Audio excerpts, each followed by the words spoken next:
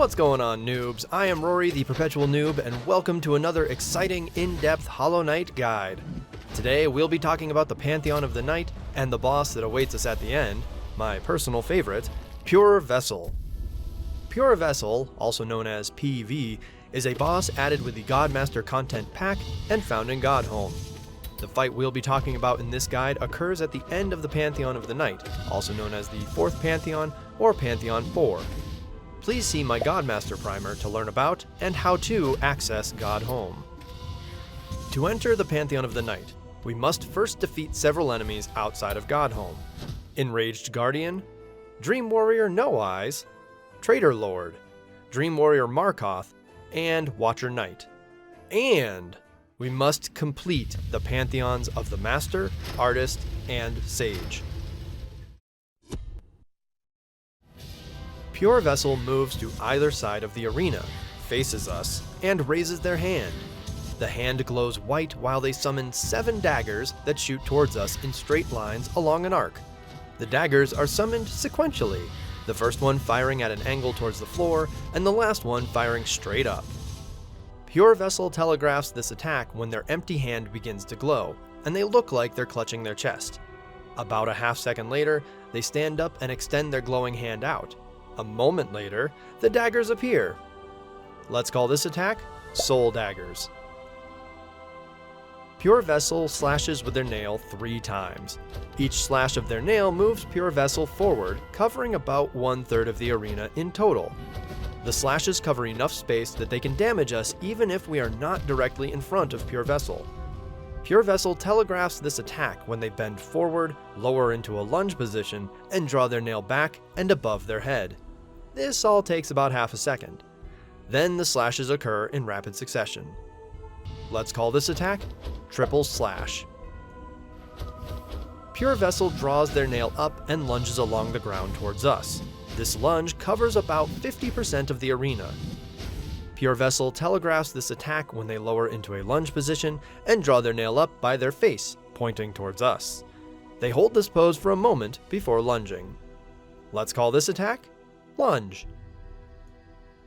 Pure Vessel either leaps or teleports into the air above where we were and then slams into the ground, causing pillars of soul to jut up from the floor of the arena.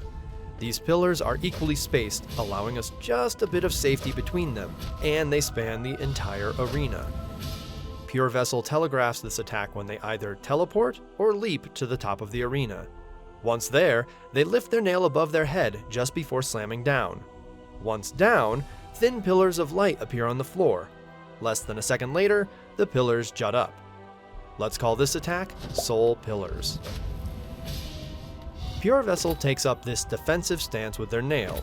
If we damage them while they're like this, they will take no damage from the hit and instead will respond by shifting forward a little and slashing with their nail. Pure Vessel telegraphs this attack when they draw their nail up and in front of them. They hold this position for about 3/4 of a second. If we damage them once their nail shines, Pure Vessel responds with a riposte. The riposte is telegraphed by a powerful impact and Pure Vessel bending to the attack before quickly drawing their nail back and slashing. Let's call this attack Parry. Pure Vessel begins focusing soul kind of like we do. However, unlike us, Pure Vessel surrounds themselves with a circular aura that eventually explodes. Shortly after, 6 smaller auras appear randomly throughout the arena. Then these smaller auras explode in rapid succession, in the order in which they appeared. Pure Vessel will begin another attack as the final small explosion occurs. They start using this attack when they reach 1056 health. Pure Vessel telegraphs this attack when Soul begins surrounding them, and they hunch over. A wispy white aura appears around Pure Vessel. A half second later, like it's Dragon Ball Z or something, rocks float up. As Pure Vessel stands and faces the ceiling, the circular aura is filled with a soul explosion. Before the large aura has fully dissipated, smaller auras appear. Within about a half second, they explode in rapid succession. Let's call this attack Focus. Pure Vessel opens their cloak, revealing several flailing void tendrils, including 2 larger ones. About 3/4 of a second later, the 2 larger tendrils lash out across about 60% of the arena. The lashing continues for about 3/4 of a second. They start using this attack when they reach 528 health.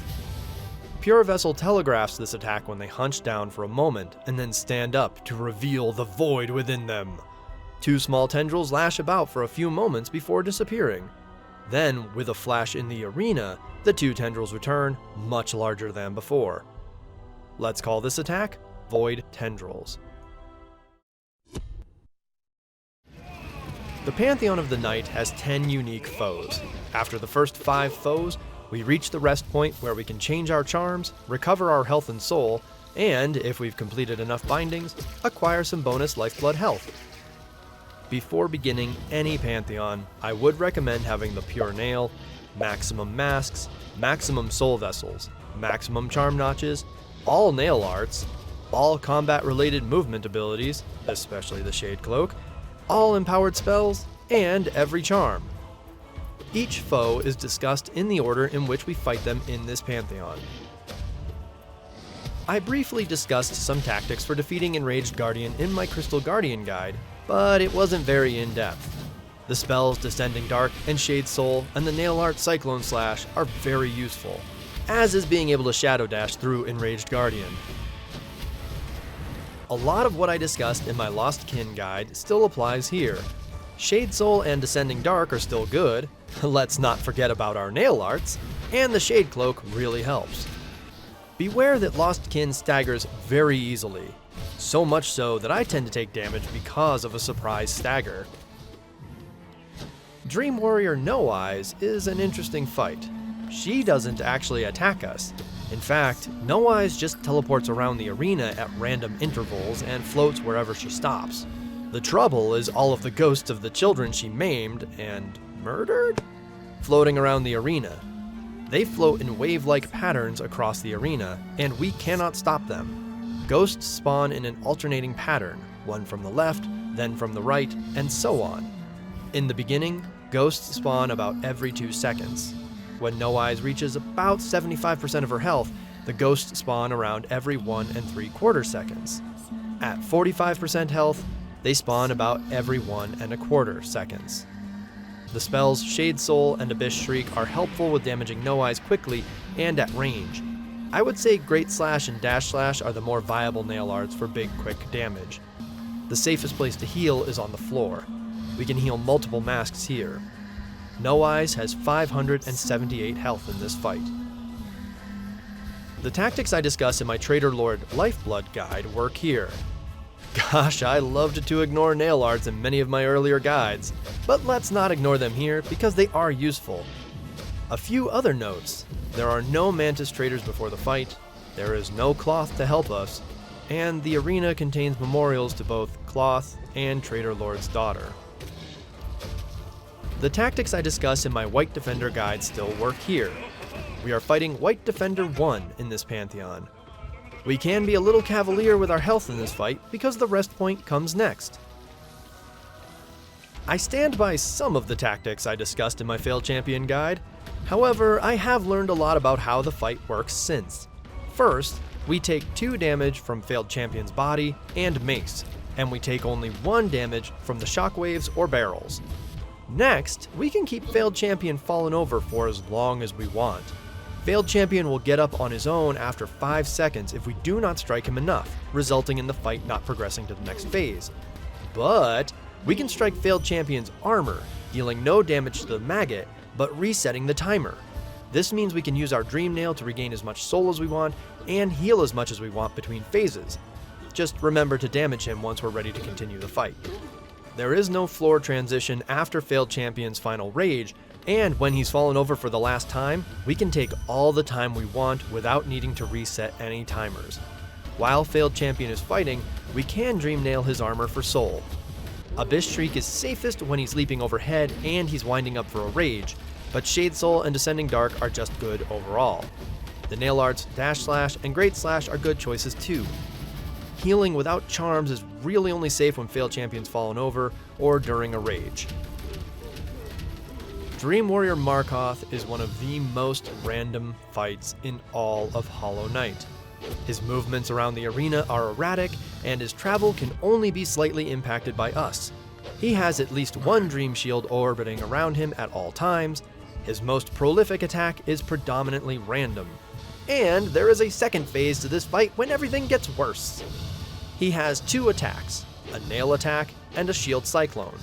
The nail attack summons a nail somewhere in the arena, including inside the walls, the floor, and the platforms. There is no warning, a nail just pops into existence. The nail is not stopped by anything either. In the first phase, Markoth summons a nail about every 1.5 seconds. The nail orients itself to our position while it draws back. It holds this position for nearly half a second before launching. In total, the nail shoots towards where we were about 1 second after the nail appeared. In the second phase, nails are summoned about every single second, but still launch about 1 second after appearing. His second attack, the Shield Cyclone, happens about every 20 seconds, plus or minus a couple seconds. Markoth telegraphs this attack when he puffs up for a moment before leaning forward and his cloak billows about. He remains like this throughout the attack. About a half second after his cloak billows, the shield begins rapidly spiraling away from Markoth, eventually stretching across about 40% of the arena. Then it spirals back to Markoth, and then Markoth returns to his normal motion. No nails are summoned while the shield is spiraling, but there will almost always be one nail to dodge just as the attack begins. In the second phase, one of Markoth's Dream Shields remains around him while the other spirals. In both phases, the timing of this attack is the same, with the whole attack taking about 6.5 seconds. In this fight, Markoth has 650 health. The fight enters phase 2 when Markoth is reduced to half of his health. We'll know he's entering phase 2 because he looks like he's about to do a shield cyclone, but instead, a second Dream Shield spawns opposite his original shield.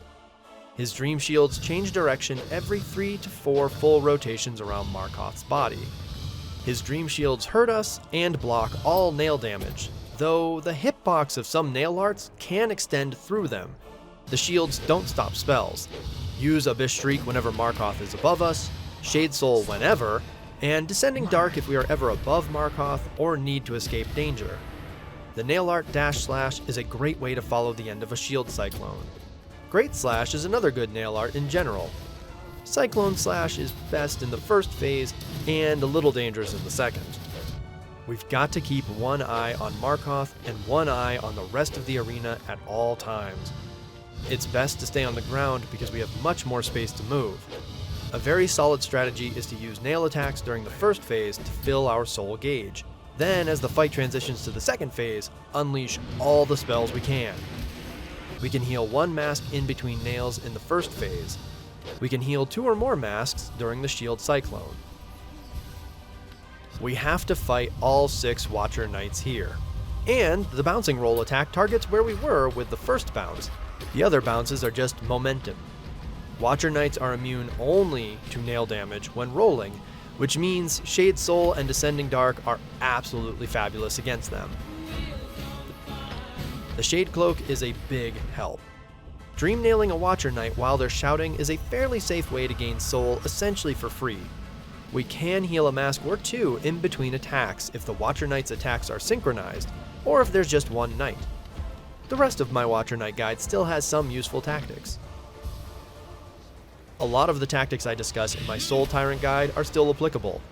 With Soul Tyrant's quick teleporting, spells like Abyss Shriek and Shade Soul, and nail arts like Great Slash and Dash Slash are very useful here. We can heal safely during the clock attack. There is no scene transition between phases, so the second phase will come at us quick. After this fight, we can relax with the Godseeker before we fight Pure Vessel. There are some charms that I believe are useful throughout the entire Pantheon. Charms like Fragile/Unbreakable Strength, also known as Strength, Mark of Pride, Nailmaster's Glory, Steady Body, Shaman Stone, Spell Twister, Hive Blood, and Quick Focus. There's a lot of health to get through in any Pantheon, and Strength helps us get through it faster. This Pantheon has some beefy foes, so increasing our nail strike damage by 50% is very helpful. Extending our nail's reach with Mark of Pride is very useful. If we only have 2 charm notches, Long Nail is an okay substitute. For maximum range, equip both charms. Nail arts are useful against every foe in this Pantheon because they let us do massive damage quickly. Nailmaster's Glory lets us execute nail arts twice as fast, which means we can have a nail art ready as a response to many attacks. Steady Body is useful in this Pantheon, letting us keep up our nail pressure on these mobile foes. Steady Body's utility is maximized if we also equip Strength and Quick Slash. Spells are useful against every foe in this Pantheon. Shaman Stone empowers our spells, and Spell Twister allows us to cast more spells per soul gauge. Each charm individually is useful throughout the Pantheon, and equipping both charms can be devastating against foes.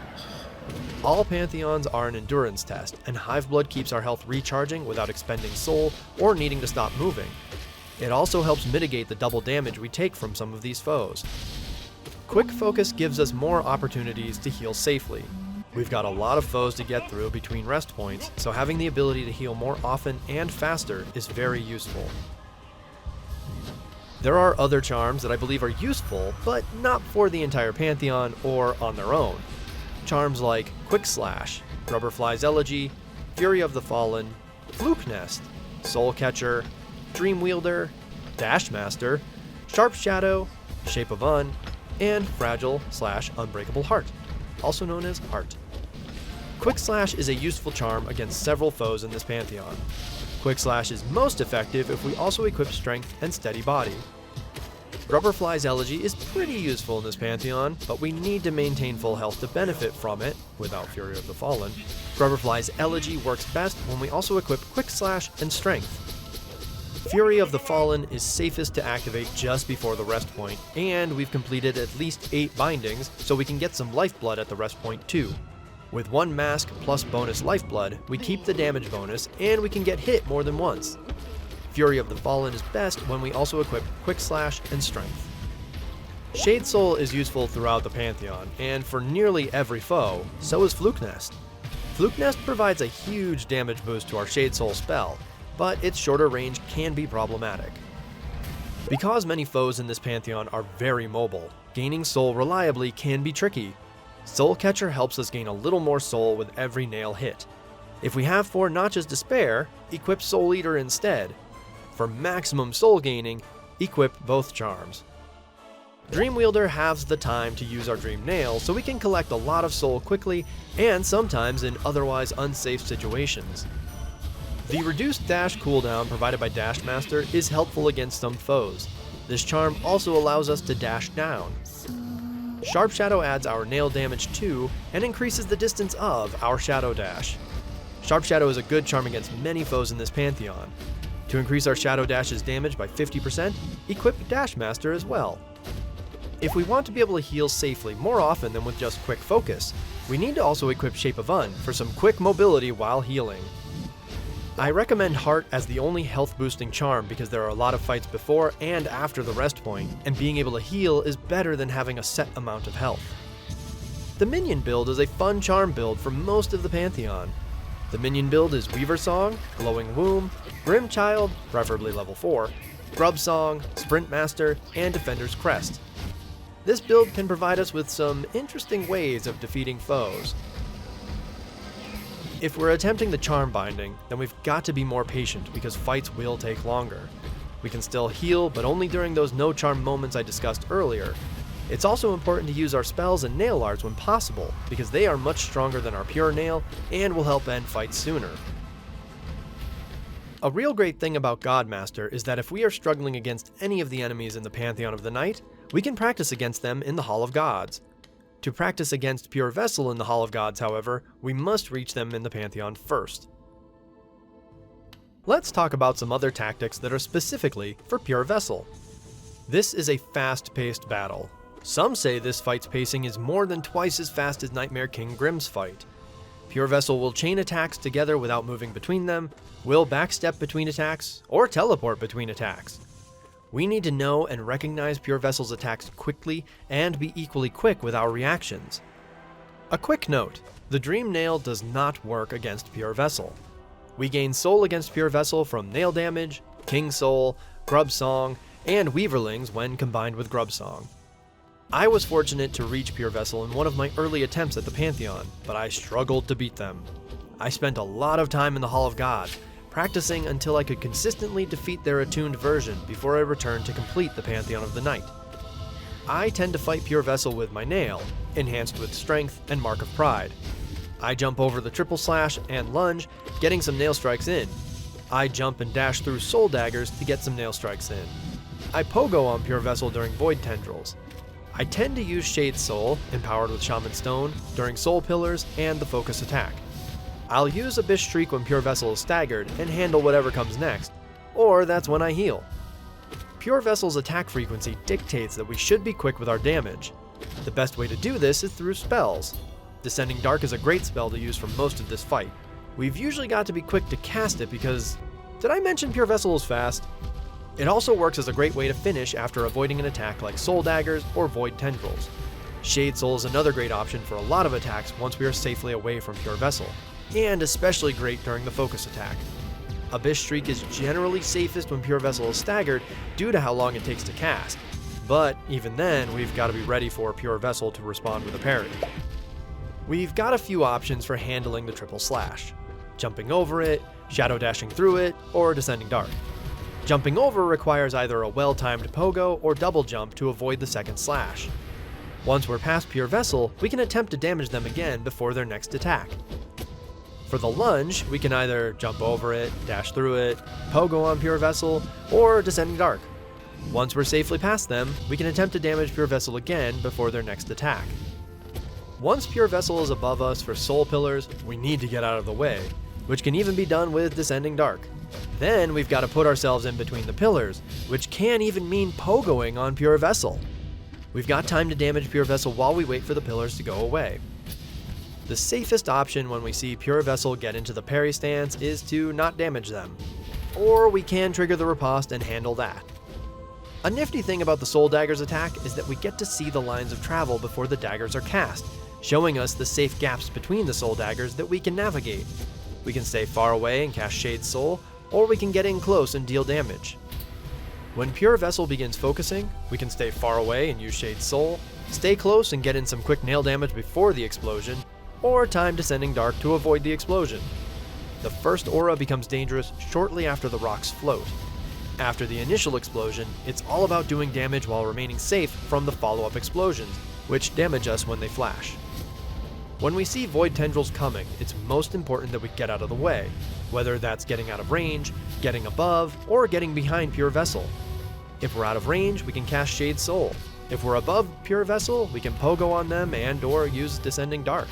If we're behind them, we can do whatever we want while the attack occurs. Pure Vessel can be staggered. They are staggered after 12 hits or 9 hits in less than 9 seconds.